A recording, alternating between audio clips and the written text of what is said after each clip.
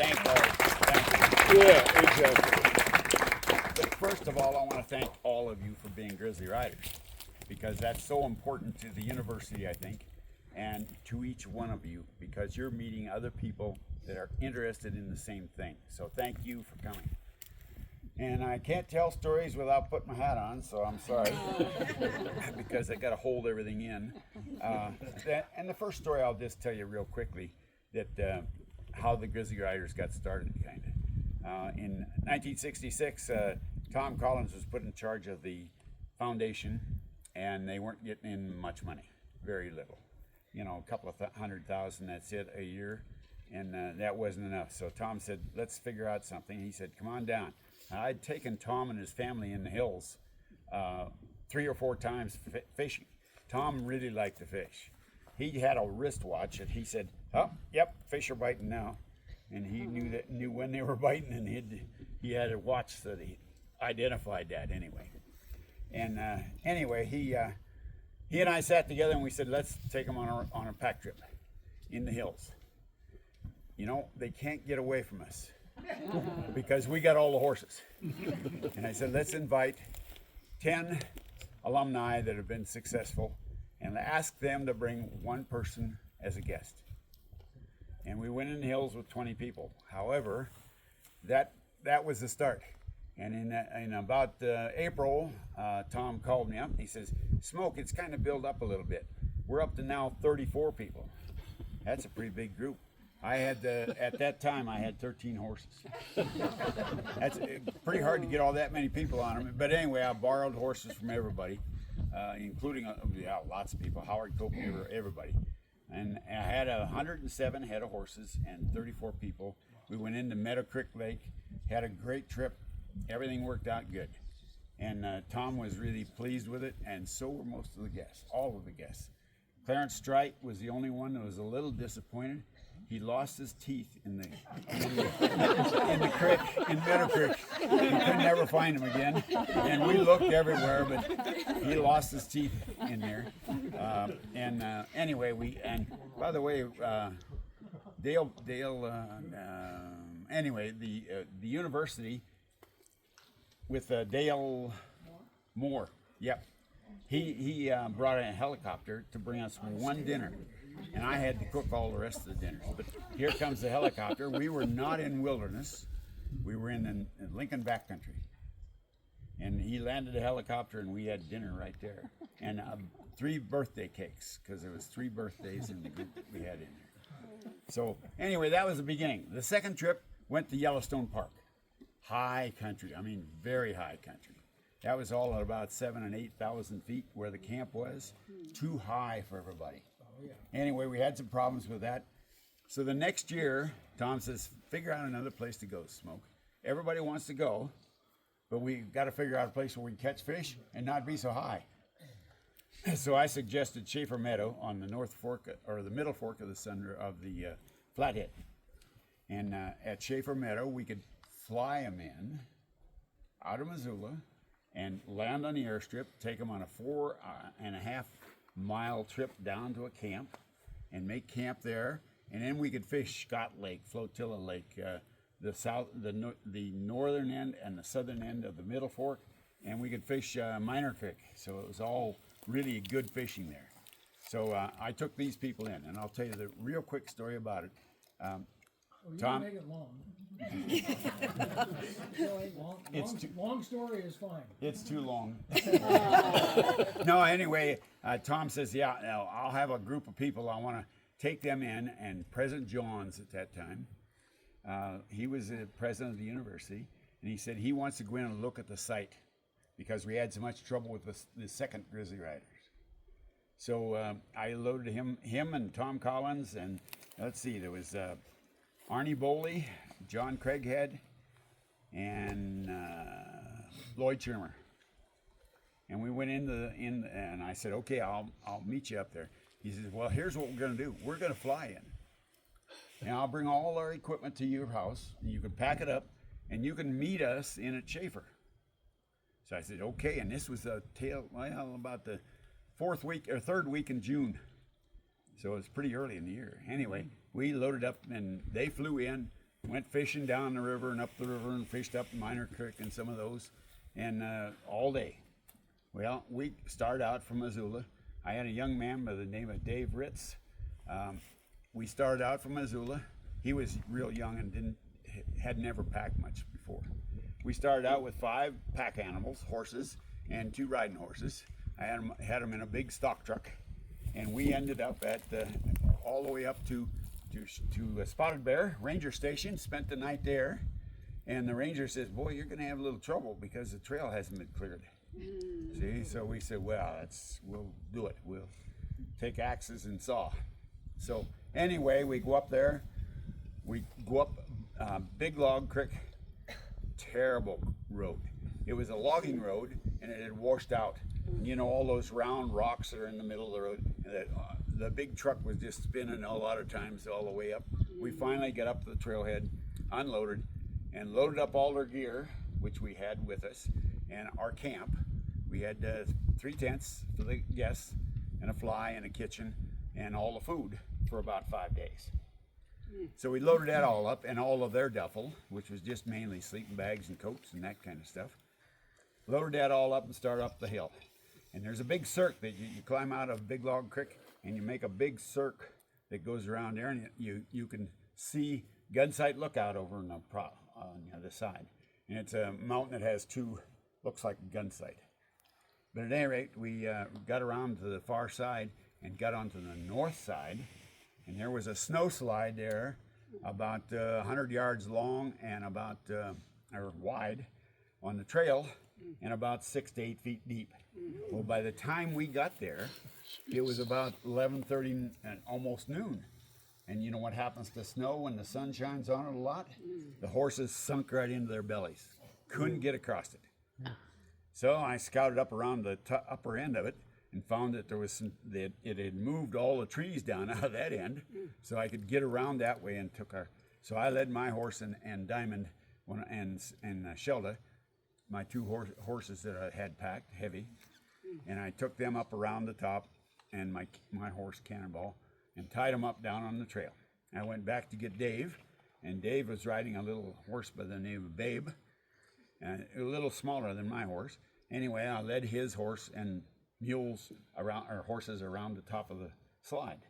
We got down on the trail again and had to reload, but before we got there, Diamond slipped and slid almost all the way to the bottom of the slide, and along with the lady, one of the other horses we had on the trip, and we had to repack them all. So now it's about 1:30, 2 o'clock in the afternoon. We still had about 12 miles to go to get to the ranger station where we could meet them. See? So anyway, we managed to get there. We went down, but when we went by Scott Lake, which is a shallow lake, but it's also full of moose and a lot of fish. Gee, there's fish everywhere on that. But anyway, we went by Scott Lake. We saw some moose out in the lake and went on down. But as soon as I left Scott Lake, I heard a funny roar. And we went down a little further. Finally, I could see what was happening. The river was in high water, and I mean high water. I mean high water, and black as black chocolate milk. And I mean really black, and big stumps were coming down, and logs and limbs and brush, you know. So I looked at it, and it was a pretty wide crossing, about from here to that cabin over there, and but I knew it was pretty shallow. So I took Diamond and Sargum, my 2 pack horses. I started to lead them across the river. Got across the river okay, but I got wet up to about here. Fact it is, in the middle of the river, you know, you always turn your horses upstream when you're crossing the river, because horses watch the current. And of course, a horse will get in there and he'll just go with the current. See? Well, you got to face them uphill, upstream. Anyway, I got across, but about halfway across, I slipped out of the saddle and grabbed a hold of the horse's tail, because that floats always. I hung on to the tail and let the horse drag me across. See? And because I had to let go of the pack animals, they came right across because they knew Cannonball real well, and they stuck with him. Got across the river, and I waved to Dave. I said, "Come on across." So he started across with 2 more. of the pack animals, and started across, and right in the middle of the stream, Babe is a little shorter. She's about probably 15 hands. My horse is 16, but his horse was a little shorter. But anyway, we got in the middle of the stream, and by the way, before we started, I tied the reins around her neck so they can't see you. Otherwise, the reins drop down, get tangled up in the front feet, and they can't swim. See? So, and horses can swim real well. Anyway, he got in the middle of the stream, and fortunately, I tied up the reins, and he got in the middle of the stream, and all of a sudden, he went crazy. I didn't know he had epilepsy. And he hadn't taken any of his medicines at all. So with epilepsy, he was having a heck of a time. And I thought I lost the whole outfit. But I went back, managed to get back out and grab a hold of his horse and led him on across. And of course, we let go of the pack horses.